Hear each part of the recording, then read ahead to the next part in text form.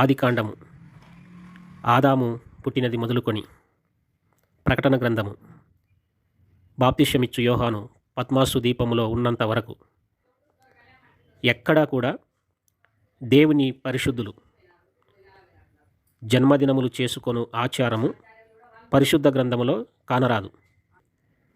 కాబట్టి చాలా జాగ్రత్త. దేవుని పిల్లలకు జన్మదినాలు తగవు. మరలా చెబుతున్నాను, దేవుని పిల్లలకు జన్మదినాలు తగవు. అలాంటిది దేవదేవునికే జన్మదినాన్ని జరిగించుకోవాలి అనుకోవడం ఎంత అవివేకమో, ఎంత అజ్ఞానమో ఈనాడు క్రైస్తవులకు అర్థం కాకుండా పోయింది.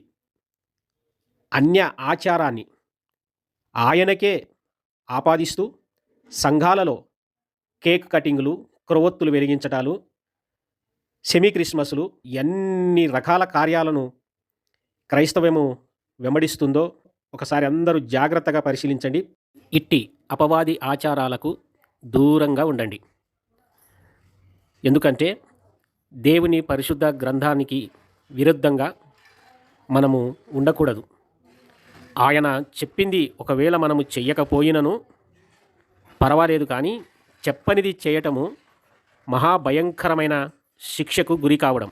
కాబట్టి జాగ్రత్త. జన్మదినాలు దేవుని పరిశుద్ధ గ్రంథానికే విరుద్ధమైన కార్యాలు. కాబట్టే కనానీయుడైన హేరోదు రాజు, ఐగుప్తీయుడైన ఫరోరాజు ఈ కార్యాలు చేసినట్లుగా దేవుని పరిశుద్ధ గ్రంథములో వ్రాయబడి ఉన్నది. కనానీయుల ఆచారము చొప్పున, ఐగుప్తీయుల ఆచారము చొప్పున మీరు చేయకూడదని దేవుని పరిశుద్ధ గ్రంథములో దేవుడు స్పష్టంగా సెలవిచ్చిన మాటను ఒకసారి మీరు జ్ఞాపకం చేసుకోండి. లేవీయ కాండము 18వ అధ్యాయము 3వ వచనము పరిశీలించి చదవండి. కనాను దేశ ఆచారము కానీ, ఐగుప్తు దేశ ఆచారము కానీ ఆచరించకూడదు దేవుని పరిశుద్ధులు. వీరి దేశముల యొక్క ఆచారమే జన్మదిన వేడుకలు.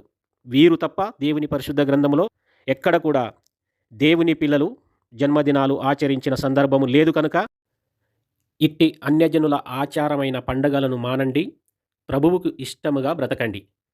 ప్రభువు ఈలాగున అందరినీ దీవించి ఆశీర్వదించునుగాక.